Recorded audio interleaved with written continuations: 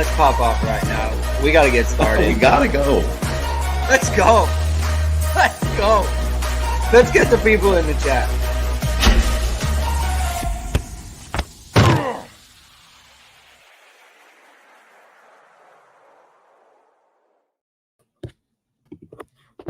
Hello, everyone, and welcome to Hit and Hustle from IrisSportsDaily.com. I am your host, Greg Flamong, and with me, as always, is Jamie Ueyama, Mr. Jamie University. It is Tuesday, December 12th, and Notre Dame has picked up the commitment of their quarterback. They got their man, Riley Leonard, commits to Notre Dame officially. It's been rumored that this has been done for about a week now, but he made it official today, released his video, the long-awaited video, with Xavier Watts, which is pretty notable in the video, and Benjamin Morrison. So big things are happening for Notre Dame in the portal. The last time we talked to you, Notre Dame had not yet received a commitment from wide receiver Beaux Collins out of Clemson.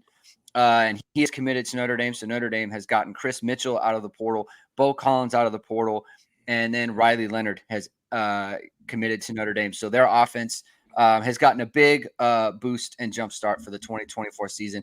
We're going to talk about all things Leonard, what this means for the Notre Dame offense, what this means for what they could be, right? And I think, I think a lot of people are like, they're excited that the move has happened, but I think people have questions about how good is he actually, how good of a passer is he, how much are there inaccuracy concerns. Is he accurate enough to be a top quarterback? So we're going to talk about all of that. Thank you, everyone, for tuning in. If this is your first time catching us and you haven't done so before, please subscribe to our channel. Please hit the like. Please hit the notification bell so you know whatever it is. We are going live. We were on the ready yesterday, Jamie. We were sitting around. We were waiting for this to happen. It happened at a time we could. This is our normal recording time. Links to our podcast are in the description below, and give us a 5-star rating there if you can. That would really help out. And Notre Dame received a gift from Riley Leonard, and he released a nice video. And if you want a nice video for yourself, if you have an announcement that you want to make, then you can hit up one of our sponsors, which is VSR Media. Founded by Notre Dame football pregame host and Emmy award-winning anchor Vahid Sadrazadeh, VSR Media provides professional and cinematic video and photo. Whether you're looking for a collegiate or pro-level highlight reel, have a personal story to tell, or are aiming to diversify and grow your business, VSR Media specializes in short and long-form video storytelling, social media management, and website design. VSR Media also captures professional headshots, senior, and sports photos. Contact them at vsrmediacompany.com. Mention Irish Sports Daily to receive 20% off your first project. Visit them online or give them a call at 574-800-9106. Jamie, I think that the lead has been buried a little bit in that, yes, Notre Dame adds Riley Leonard. Yes, Notre Dame adds Chris Mitchell. Yes, Notre Dame adds Beaux Collins. Leonard and Collins, not grad transfers, Jamie. Yeah. These are undergrad transfers. And I think that there has been so much talk about Marcus Freeman needs support from the administration. Marcus Freeman needs the administration to have his back. They need to lessen their restrictions on grad transfers. This is an example of that. I assure you that you cannot get a quarterback this sought after if you don't have a robust NIL operation. Notre Dame has stepped up there. I think this is one of the big stories of this cycle so far, is that Notre Dame is stepping up and they have changed their undergrad policy in terms of transfers. And I think that portends a lot to Notre Dame's intent going forward in supporting their football program. I think it's huge. And like basically a week ago, people were freaking out. And I think, we were amongst the people that told people to chill, wait to see how it plays out, because, Notre Dame felt pretty confident in their plan. And I'd say it worked out pretty well. And I think all of this, none of this stuff gets done as quickly as it's done. With these guys visiting, and then it's a wrap, basically, right? None of that stuff gets done unless they are already prepared for all those answers. So like you said about like guys who aren't grad transfers, right? And that's something that probably they learned a lot from the Brandon Joseph thing. And I mean, I don't know necessarily how like it compares like what because I know like Beaux Collins was like unbelievable academics, like had done really well at Clemson. And I imagine the quarterback at Duke wasn't a 2.0, right? So I imagine that makes it easier, but still they have to be ready to answer all these questions, to have all these things, to look at all these transcripts, to say these are the things that are going to transfer over. Because part of the reason those guys are transferring over too is now they're going to get a Notre Dame degree, right? So, that is, that's not nothing. That's something that's big. And then the other thing is that if they come here and then they say, well, listen, we'll take care of you, and that's all they say in terms of Anna, that's not a good enough answer, right? To get guys to commit. So that's the main thing, is that they obviously they've crossed their T's and dotted their I's, and they've been prepared for all this. And you got to give kudos to the coaching staff, and not just the coaching staff, the support staff around Notre Dame, not just within the football program and outside of the football program, and everything that goes along with it. Because really, to do all this and to get all these guys transfers in a very short window, to the fact that they can commit and you can feel confident in taking their commitment, I mean, a lot of work goes into that. I want to point out Xander Cruz is in the chat, and he's happy. He's happy today. Xander is often a Debbie Downer, I guess that's fair to say, in the chat. He's generally respectful, so we let it go, right? We're not going to curtail differing points of view, but he's happy today. So he's good. So let's give the full breakdown of Riley Leonard here. We've talked a lot about him in the last few shows. But I think that there's a question about upside here, and I think like he's a pretty big upside as a quarterback because of the running ability, which is like, I think people like don't understand. Like to me, he is like Brandon Wimbush ability running the ball, if not more so because of his size. I mean, he is like Notre Dame can hit a home run in the running game at the quarterback position from anywhere on the field. And we saw what that can do to a defense in 2017, when part of the reason why, Josh Adams has all these runs where it's like he runs through the line and it's just like no one else is there. Why is that? Because safeties are looking at Brandon Wimbush in the zone read, and they have to get on the outside and make sure. Mr. Sanders says Wimbush had a cannon. He had a cannon. If you want to talk about someone who is like fatally inaccurate, like that's Brandon Wimbush. Yeah. I don't believe Riley Leonard is that. They're not even. It's not even a comparison. It's like Riley Leonard in his last full season was a 64% passer. Like that will work in the college game. And the other part is like, I don't think Riley Leonard has a bad arm either. Like Riley Leonard has a very strong arm. He can get the ball to the opposite field from the opposite hash on like an out route. Like he can get the ball out there. I like watching film of the Duke game, and I'm going to put up some film of Riley Leonard running in a second, because just kind of illustrate like what he can do when there's really like kind of nothing there, pulling away from the defense as a runner. But like he is a better thrower than Cade Klubnik is, in my opinion, just from watching the tape and the types of throws that they're making. Like I think Riley Leonard is a better thrower than him. I think he has a better arm than him. He's a better athlete than him. And so like that's where Notre Dame is kind of getting an athlete there. So I think from an upside standpoint, I think Riley Leonard is an actual like a very, very good prospect. What is your take on that, Jamie? Yeah, I do think that there's room for him to get better and be a better player than he was. And I think there was the expectation that was going to happen for him at Duke this year. And I think the injury and really like I would say Barden getting hurt on the offensive line. Graham Barden, who's their left tackle, who's by far their best player, like they kind of fell apart. When definitely against Notre Dame, but they didn't have a line that could protect him. I think that some of that stuff kind of gets brushed aside a little bit. With Hartman, in his adjustment, it was like scheme. It wasn't like they had the greatest line, but it's different because like the scheme kind of sets up different things and slows down the rush a little bit, somewhat too. And that's not the case with Leonard when you're giving up pressure on 50% of your dropback. So like every second drop back, you're getting pressured. Like that's horrible, right? And just I don't care who it is, no quarterback is good.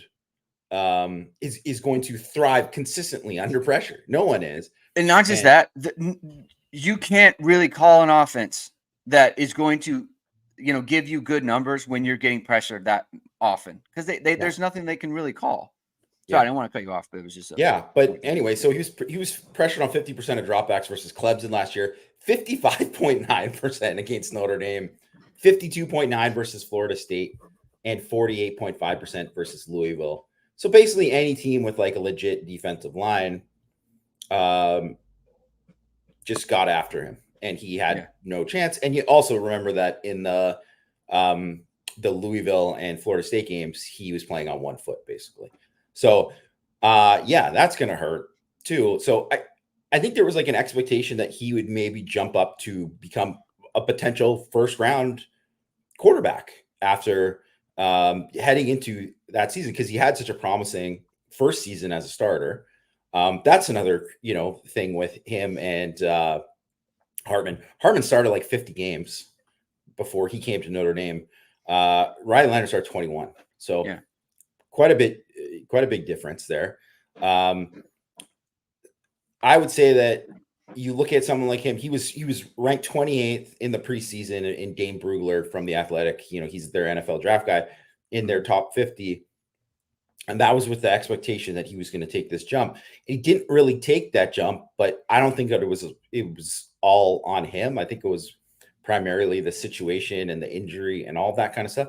And now I think he's going to be in a better situation where you get to see if he can take that jump. And I don't know if there's no guarantee that he is going to become this. All of a sudden, he just becomes this elevated guy, right? For sure.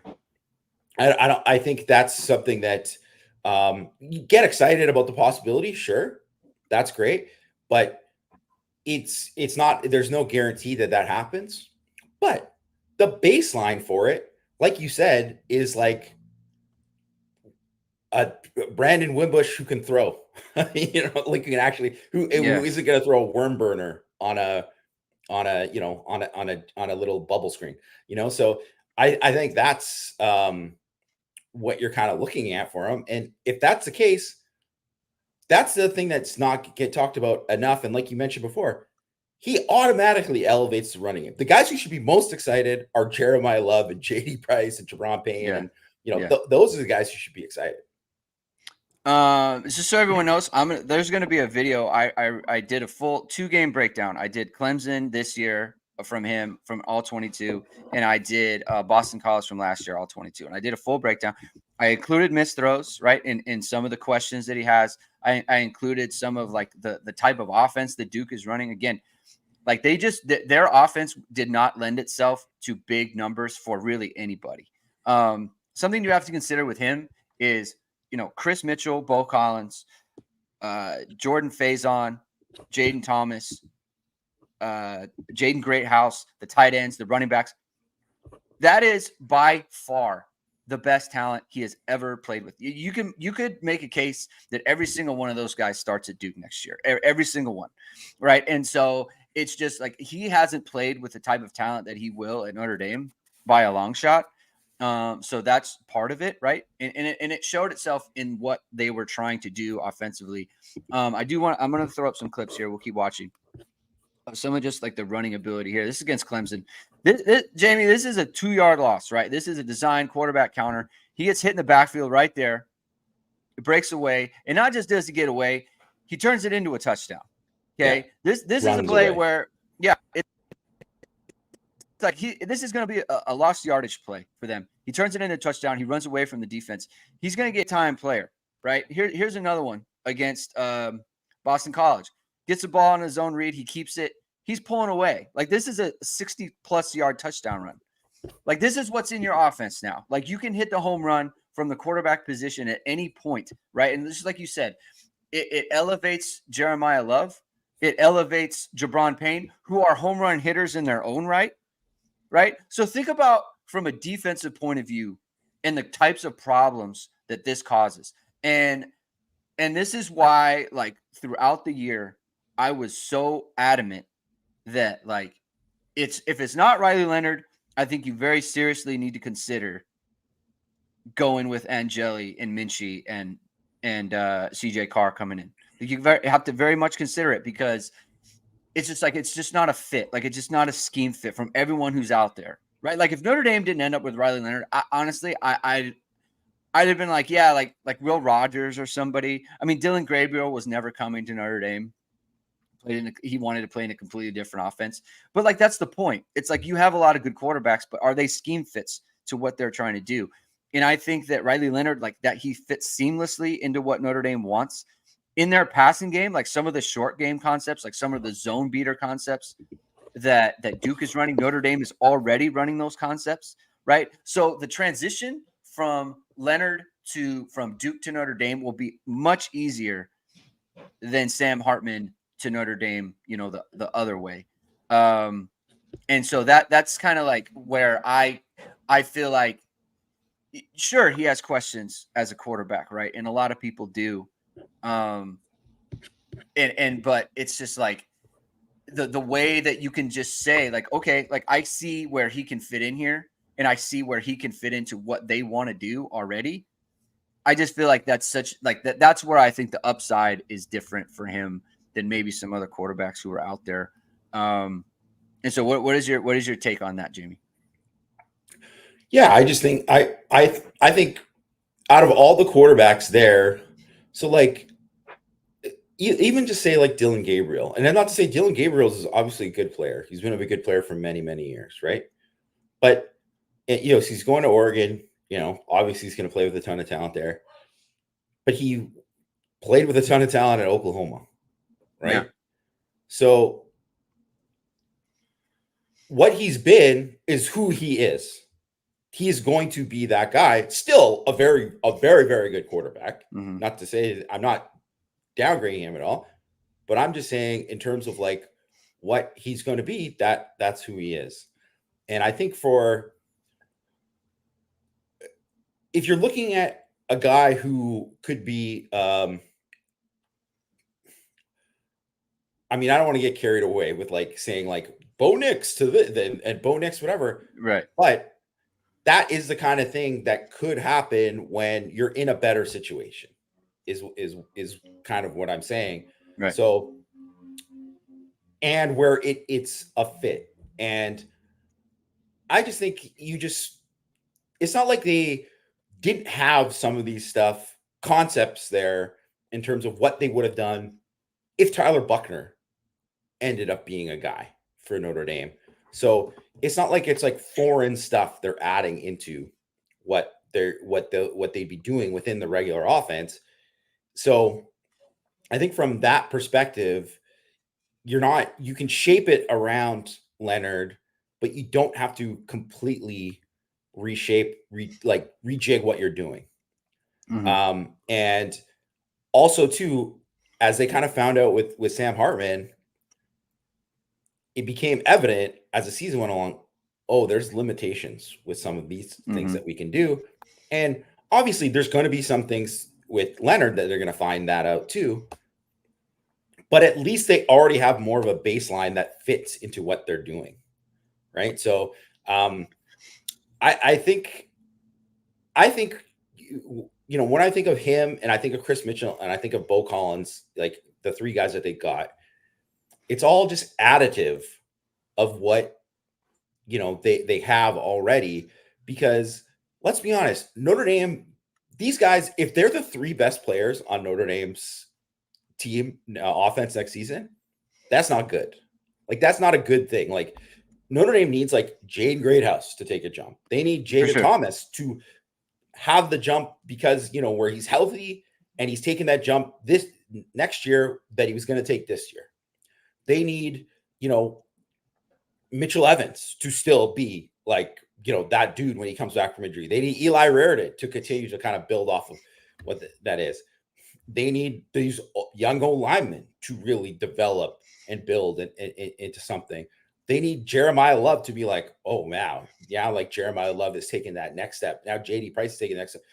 That's what they need, because those guys, because I was thinking about, how they always do, NBC has the top 25 thing. Yeah. We take part in it or whatever, right? And everyone takes part in it on the beat. They list the top 25. When the season comes around, as much as people are excited about the transfers, and they should be excited because they help the team and they help the team, but they like complement what is already on the team. And Riley Leonard might be that dude, but it's more of the fact that he can come in and complement what they already have. And I think that's where it is a really, really good fit. Like, you brought up a really good point just now about like Mitchell and Collins. Like, if they're the best guys, like that's a problem, because part of it is like Notre Dame had problems. We talked about this a lot. Part of it is they couldn't get the ball to the outside receivers last year, right? Obviously, they didn't feel confident doing that, right? It just wasn't something they felt confident doing. Whether it was Jaden Greathouse out there or Tobias Merriweather, they got a little bit more confident at the end of the year, with Rico Flores and some of those things. They even got Faison out there a little bit as well. But like, they didn't have those guys, and they're not natural fits, right? They have a lot of guys who can work inside, and that's what they have right now. Right. So it's like, you want those guys to come in. It's like, hey, we're going to open up the field now. We're going to open up the field to the passing game. We're going to open up the boundary to the passing game. Right. But Notre Dame still has all that stuff inside. Right. With Greathouse and Thomas. And I think this really allows Thomas to be who he was supposed to be. Right. If he didn't have to move outside because of the deficiencies, because, Colsey got hurt, and because, Caleb Smith didn't work out, right? And so I think that like this allows him to move inside. It allows everyone to play the best version of themselves on offense. And like you said, it's additive, right? Like Jeremiah Love and JD Price, like they still got to take leaps, right? They need they need their offensive line to take leaps as well, right? Like Riley Leonard's not going to come in here and it's just going to be like he is going to cure all the ills of whatever's going on with Notre Dame on offense. Like, he needs those guys to improve. He needs the tight ends to make jumps, like you said, the running backs. Jaden Greathouse has to be a better player, which we expect, right? We expect that from him. You would expect it from anyone, right? Going from a freshman to a sophomore year, but there also isn't the pressure either. Like, he can take the step that he would take, but it's like, hey, you got to take that step, and you also have to be like a 60 catch guy for Notre Dame. Maybe he is, but he doesn't have to be that, right? So I think that's a big deal, like you said, for Notre Dame in terms of being additive to the team and adding to what Notre Dame already wants to be. And I think for me, that is the biggest part of what this is that he's adding it. Notre Dame does not have to adjust to him, right? He doesn't have to adjust to Notre Dame. He already runs the types of things that Notre Dame wants to do. And I think that was such a big piece of what the problem was with Hartman, right? And a lot of that stuff was just kind of circumstance, right? Tommy Rees was out.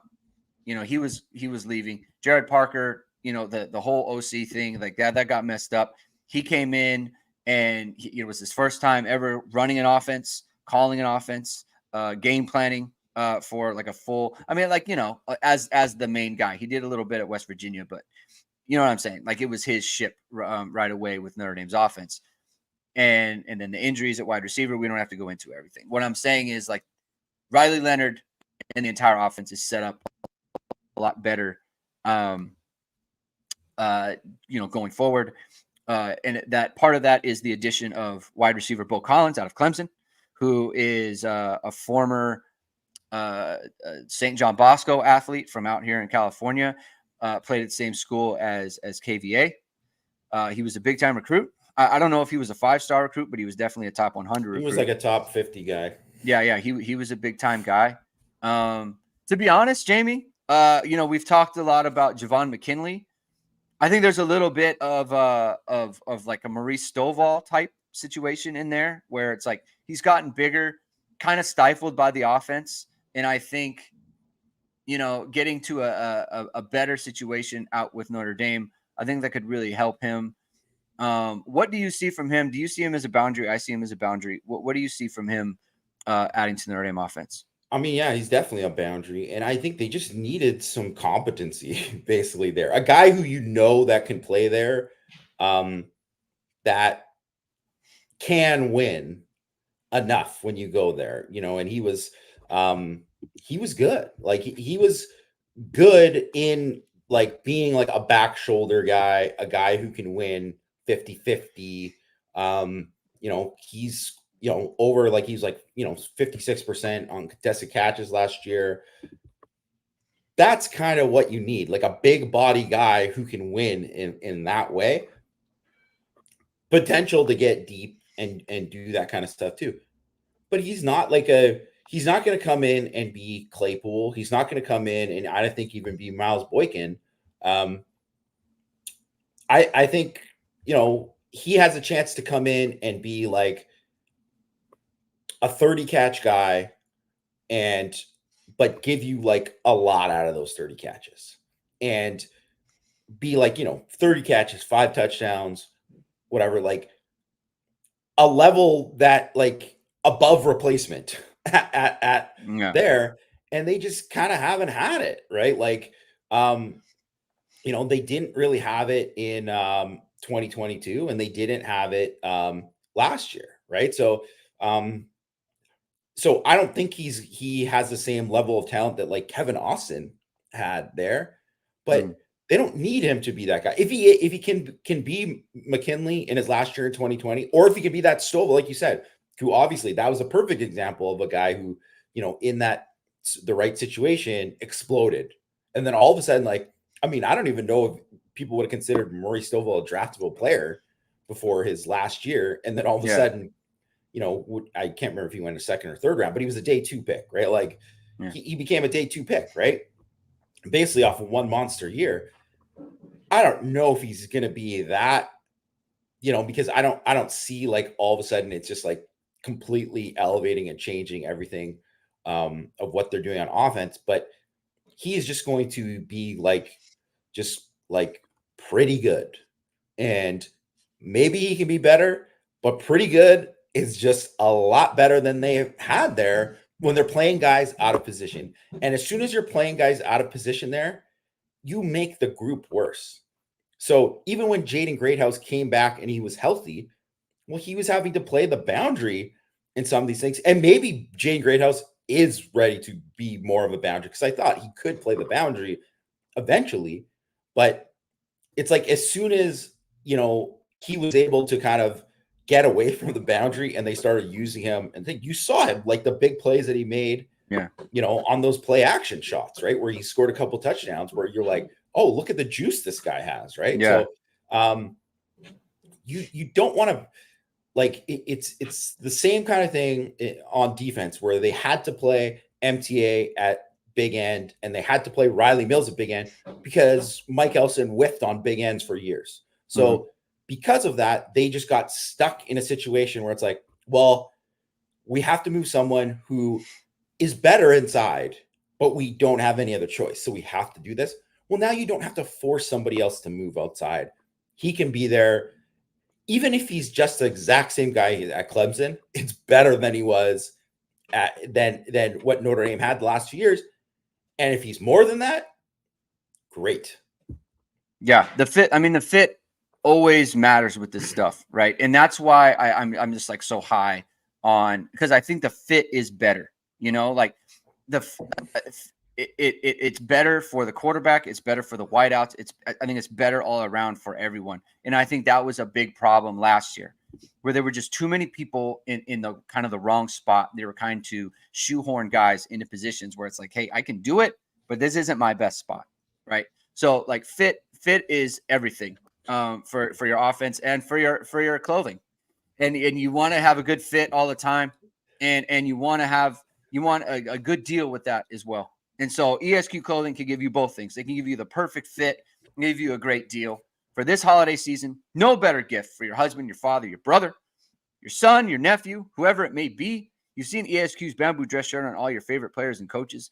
It's the most comfortable dress shirt you'll ever put on. Made of sustainable bamboo fibers, the bamboo shirt is naturally odor resistant, wrinkle resistant, and even machine washable. Also 3 degrees cooler than cotton, so you can sweat it out watching games, be it Notre Dame games, be it Notre Dame football, be it basketball. You're sweating out the portal. Jamie, you're sitting there and it's yesterday and it's like, man, I'm just nervous, man. I don't know what's going on here. I better put on my bamboo shirt and cool off. So get ahead of the holiday season. Use ISD25 to get 25% off your online purchase at esqclothing.com,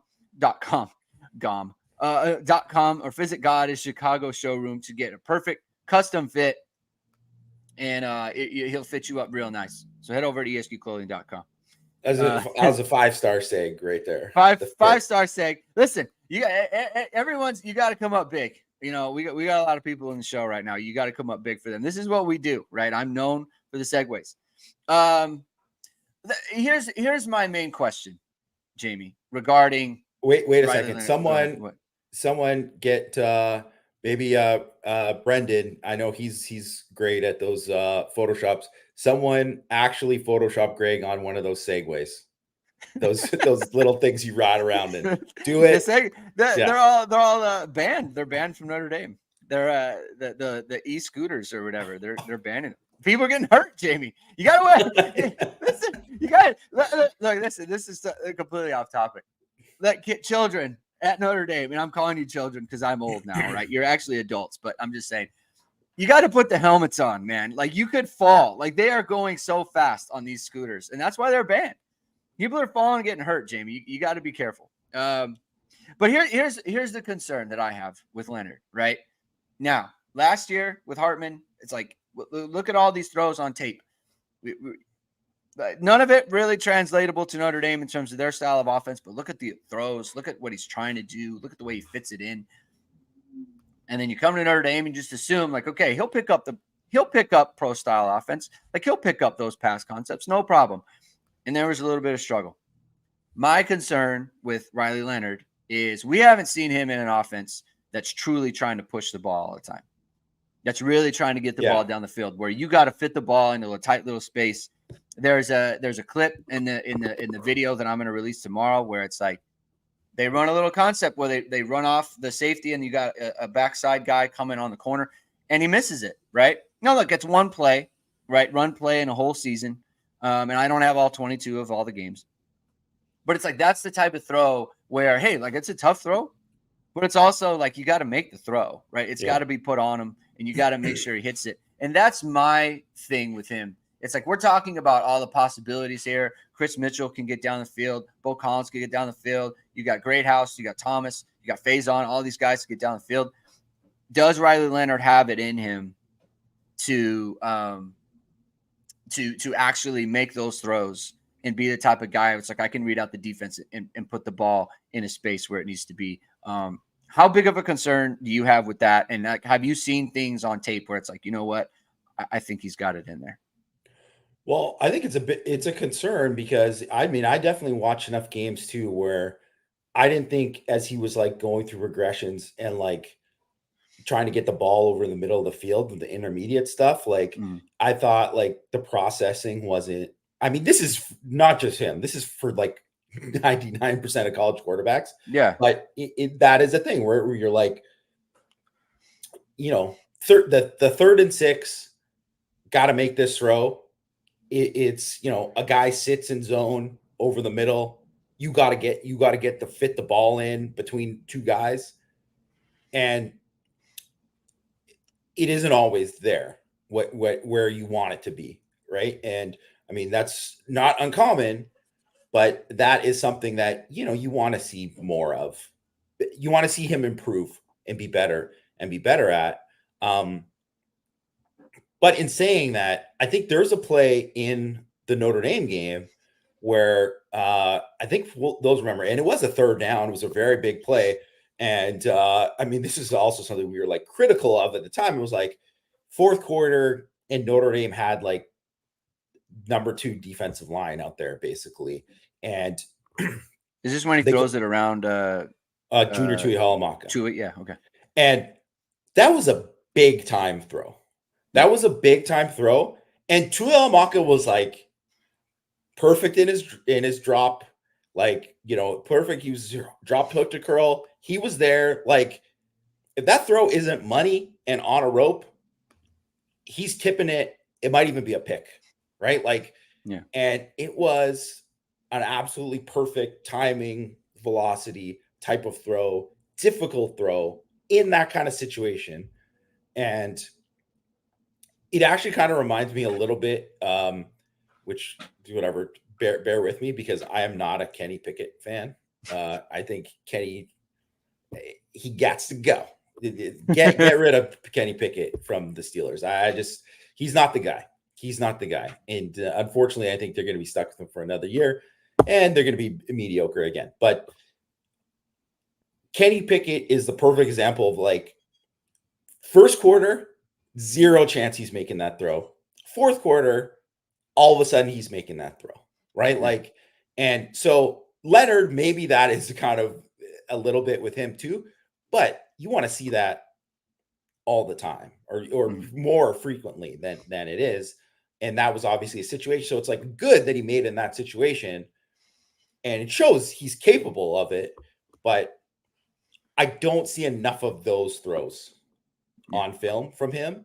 And so I'd like to see more of that, because that's another thing with Hartman too. I think if you look at, say, like, I know it's a spring game, which is why no one should overreact to spring game, but he made a couple of throws, specifically to like Jaden Greathouse over the middle of the field, where you're like, here he is going through his progressions, super tight window, fit the ball in there, like big time throws. And you're like, okay, like that's a good sign. And then he made some of those throws early on in the season too. So I was like, okay. And then I can't really remember him making one of those throws over the middle after the Ohio State game. He made one where he had a just great throw where he layered it over 2 defenders, 2 Mitchell Evans over the middle of the field. And I mean, I watched every snap of every game multiple times. I can't really remember him making throws like that after. So it's those are difficult throws. Those are quote unquote risky, but still, sometimes you got to make those throws to win games. So I mean, all the ones that I can remember are everything to Mitchell Evans, right? And so but that shows like he went out and it wasn't there, and so, and that was a lot of the problem with Notre Dame last year, is like you have injuries to players. You had Greathouse go out, who was a slot guy, and then Thomas went out. He was a slot guy, right? So they had to get Greathouse out of the slot, and it's just like now it's like a kind of a hodgepodge. And they weren't throwing those balls to Tyree, right? Because that wasn't really his game. So I don't want to just assume it, right? Like you don't want to just assume like it's in there. And a part of like a lot of his misses too. Like remember Deshaun Kaiser, where he would like be fine, and then he would have just a couple stinkers where it's like the ball's in the dirt. And it's like, what was that? Like that's ugly. Like that's gross, And I think like Riley Leonard has one against, I think it was Boston College, where there's a crosser on third down, and he just wide open, and he throws it in the dirt, and it's just like that's terrible. Like that can't happen, right? Like you need to put it on him. I mean, there's literally no one around the player, and he misses. Like there's another slant route where it's like it's too high, right? And so it's just like he has misses in there that are just kind of gross. But then you see like the rest of it where it's like Matt put a play up on, and this one's in there too, where it's like the Clemson game. It's 3rd and 10. they're on the left hash, and he throws it to the right slot, who's basically on the numbers, and he throws a curl route like right on time. It's zipped in there with pace. And as soon as the wide receiver turns around, the ball's on him, and it's a first down, and they move the sticks, And this is against Clemson. Like, it's a really good defense. And so, like, he has that in there. He has the ability to do that. He's got a couple plays, Jamie, where he manipulates the defense. Like, he literally changes the play on his own, doesn't look to the sideline, changes the play, flips the back, gets the back out of the backfield, and it's a huge gain. And then on the next play, they score a touchdown. He's got another play where there's a man beater on, and as the player goes in motion, we talked about using motion to identify the defense. Player goes in motion. He's watching the defense the entire time while the player goes in motion. The player stops motion. He knows, okay, I have zone. I'm not going to throw this corner route on the man beater play. I'm going to throw the little in route, and it's a touchdown, right? It's that stuff. When I talk about being able to get into the Notre Dame offense, like Notre Dame asked this of their quarterbacks. This is something that I think Sam Hartman struggled with, and I don't believe Riley Leonard will, just because he's had the experience. So when I talk about, pro style concepts, like that's what I'm referring to when I say those things. Go ahead, Jimmy. Well, one other thing, as you were bringing all that stuff up, it just was making me think about how I think one of the biggest things why Riley Leonard adds to what Notre Dame can do on offense is teams have to play him a certain way. Yeah. Like, you have to either spy on third down. You have to try to contain him in the pocket.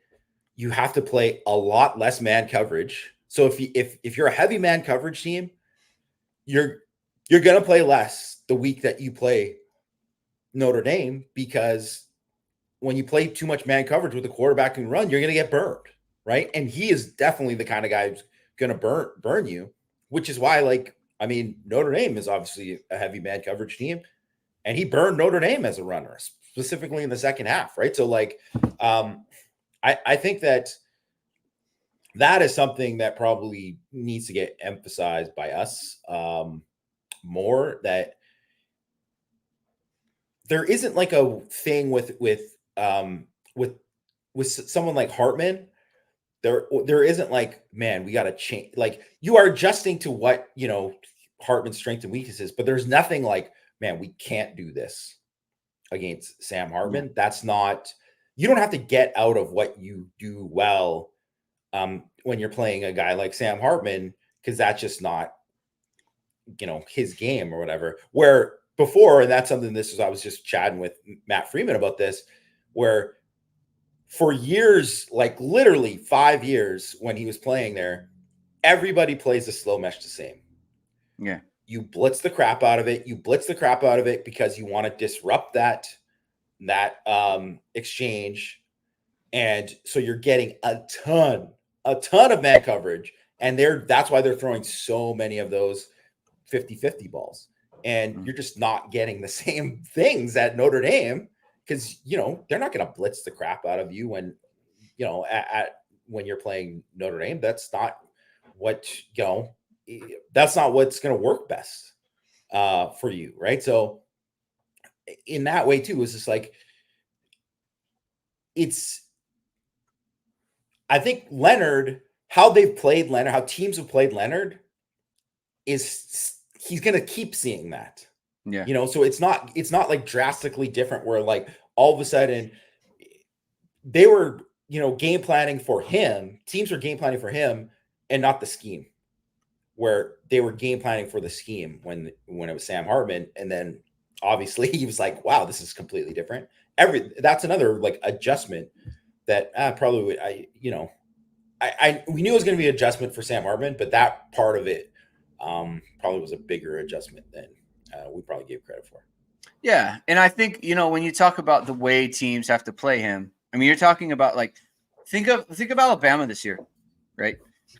What was Jalen Milroe really good at? He was really good at running, and he's really good at getting the ball over the top. And the reason you can get the ball over the top with a player like him is because safeties have to drop down, right?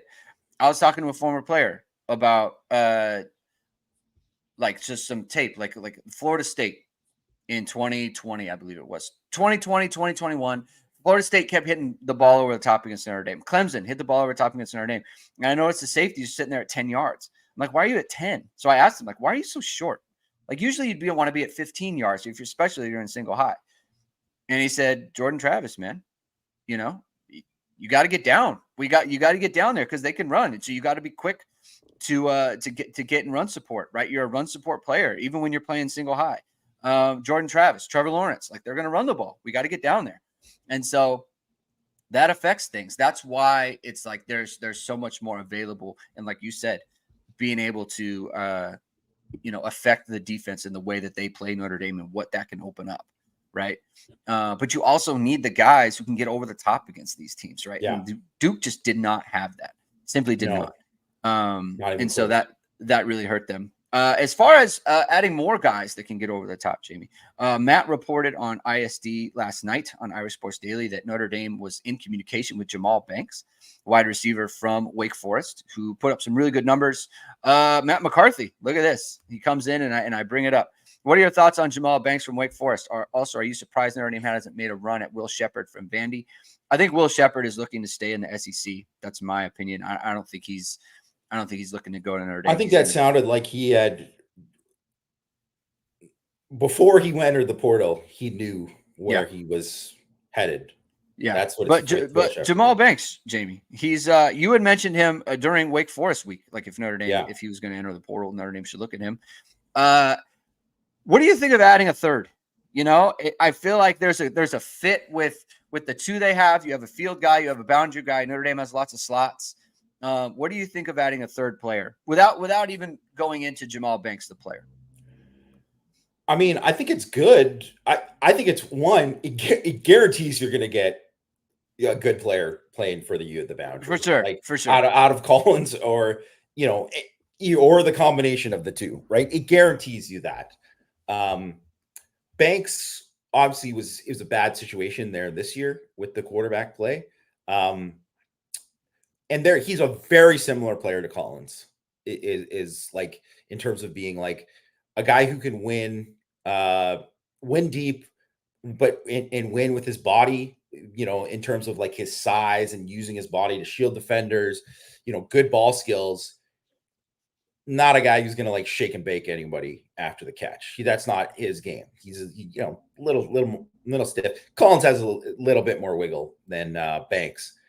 But Banks is a prototypical, big body boundary receiver, right? That's, say that 5 times, right? So that's kind of who he is. And I mean, to me, he was the guy that if out of all the people watching, I was like, this guy makes sense. He got a miserable year here.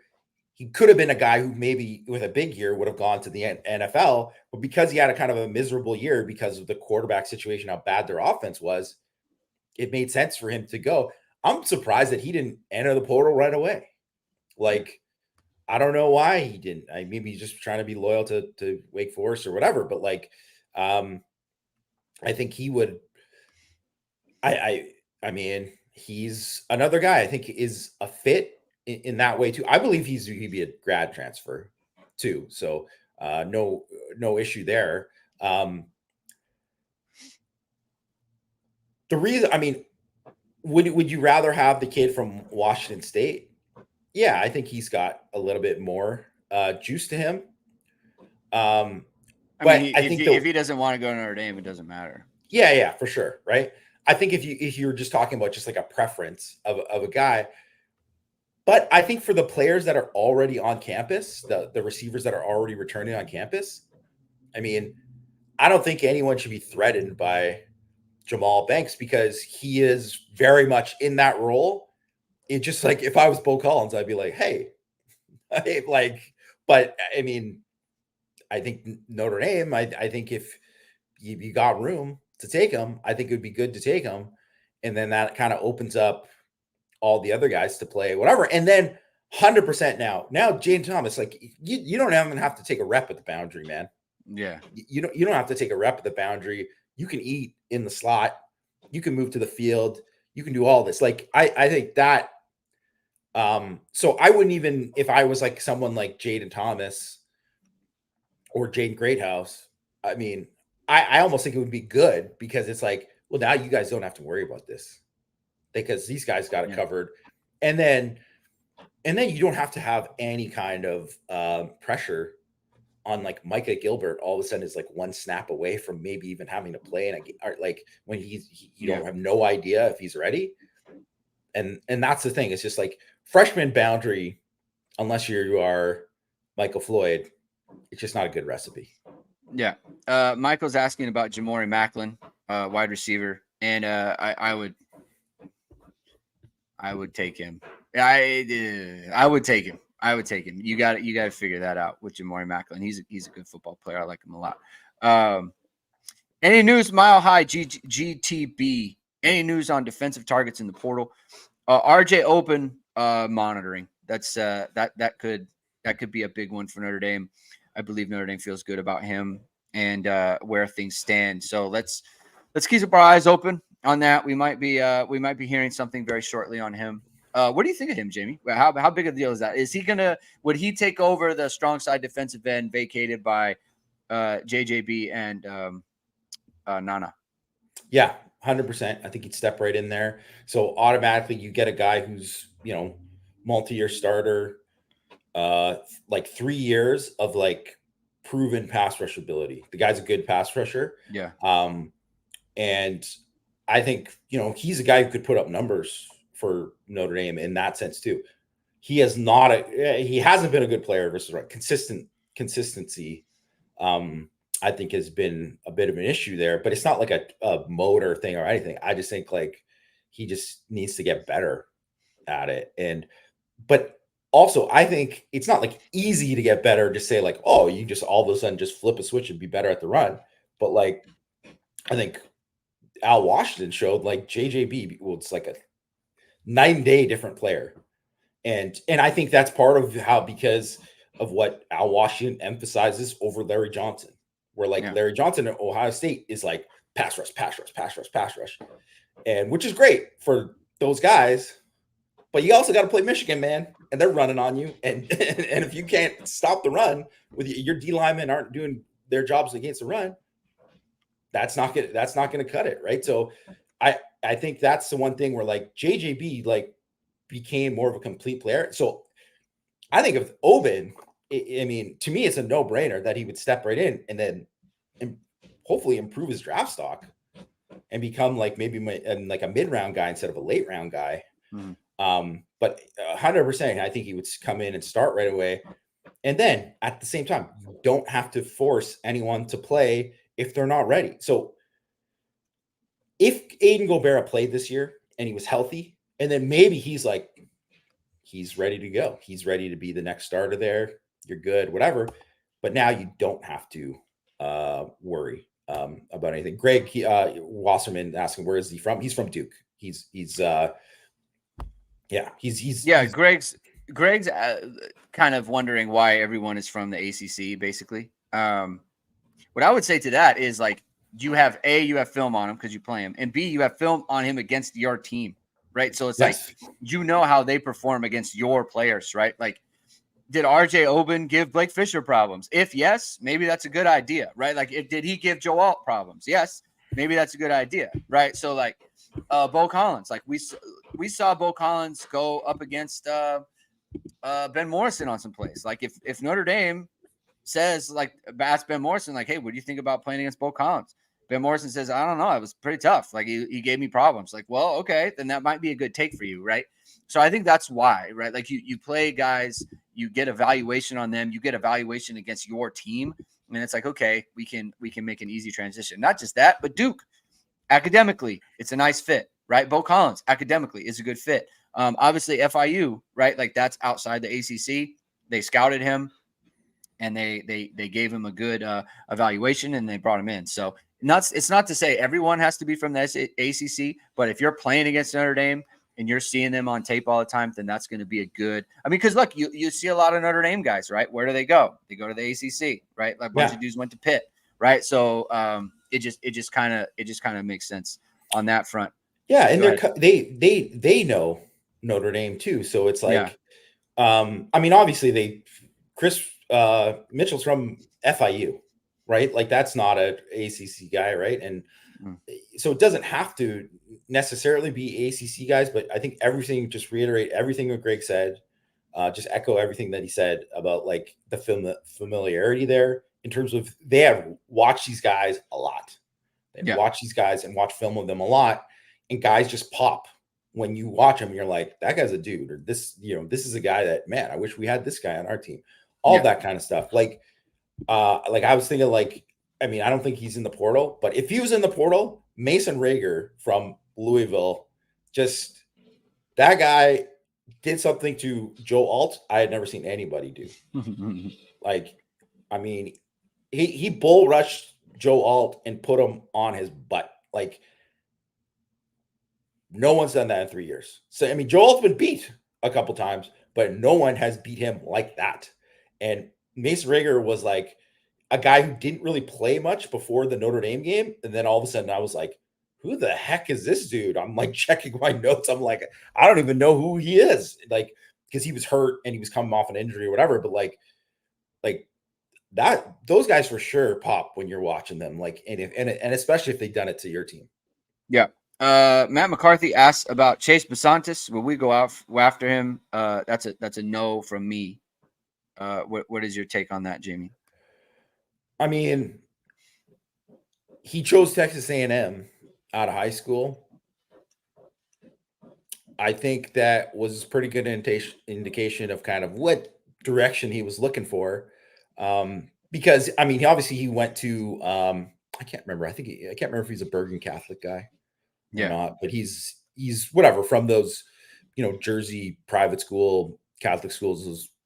Obviously, Notre Dame's taking a lot of guys from there. Right? I think if he was an option, we would have heard. Yeah, he's been in for a little bit. Yeah, I think he's shopping around. Yeah. That's what it. I mean, that would be my guess that he's. And that's usually around. Like that. Usually doesn't lend itself to Notre Dame.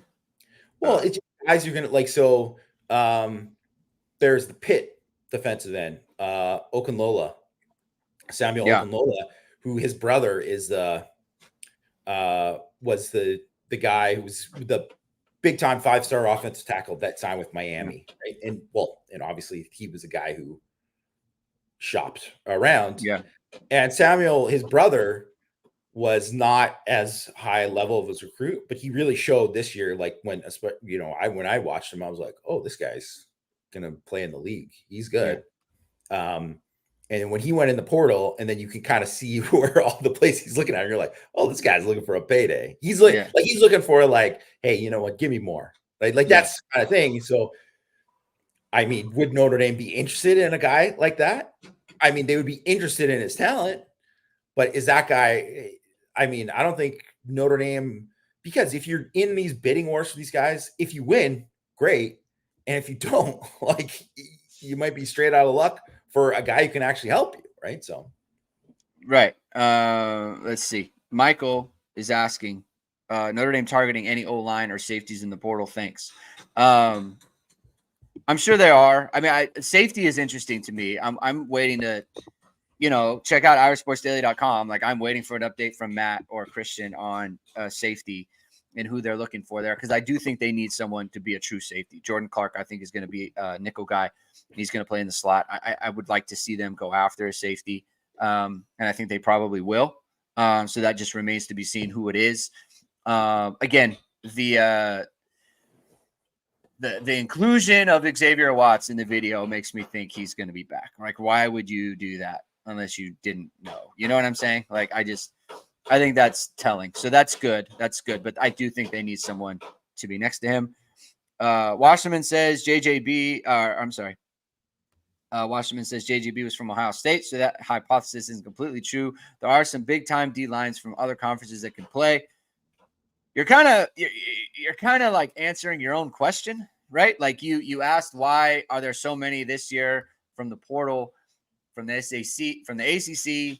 Then we answered why that probably might be the case, and then you answer your own question, like JGB is not from the ACC, but like Al Washington has a relationship. They do him, so it's like they knew him. It's so it kind of that is the hypothesis. Yeah. Like if you have an evaluation on someone, you have an evaluation on a guy, you're going to go after him.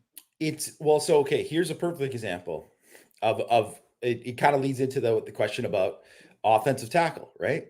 So Trey Wettig from Wisconsin is an offensive tackle who's played for some. First of all, I mean, I did not like him as a recruit. I was like, this guy is not good. And I thought he had really sloppy feet. I just didn't think he was going to be a guy. And you would say Notre Dame has a need to bring in another extra offensive tackle. The fact that he wasn't a guy like right away shows you Joe Rudolph's probably like, I think we can pass, and now watch all of a sudden Trey Wettig's on a visit or something. But I wasn't a big fan of him, but I would just say that how it's played out, even if they went into him, would say like Joe Rudolph was lukewarm on him at best. Is how to kind of assess that, right? So much of it is what and whatever, because so much of scouting is like you understand the things. It's like you understand the circumstances of why JJB didn't do this at Ohio State. You understand like, well, he was hurt or this kind of thing and all that. So like it's just like understanding about like Jordan Clark. If you don't understand that this guy played hurt for most of last year, or that they went to a defense that like played like three quarters zone instead of like being like, 40% man, that's a big difference, right? That's a big difference in the scheme and all that and the fit, and also him being hurt. And so all that kind of stuff changes, right? So, they're obviously not only looking at like guys in the ACC. And I mean, they just had a receiver on campus who played at Fresno State, transferred to Washington State, and then was looking at it all over. So it's like, they're not stuck on anything. It's just kind of how it worked out. It just I did find it funny how people were like, oh, another ACC quarterback to Notre Dame. It's like, I mean, if Riley Leonard played at Oregon State, I'm sure they'd be like still interested in him. It doesn't matter. It's just how it worked out.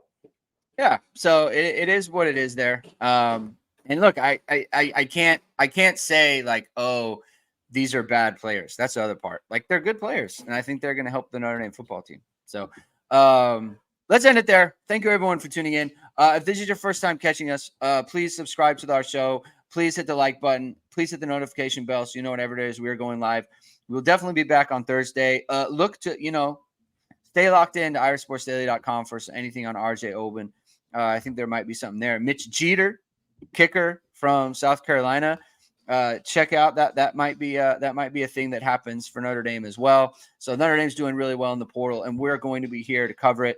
Thank you. Have a good rest of your day. Look for us again on Thursday, and we will talk to you soon. Keep hitting and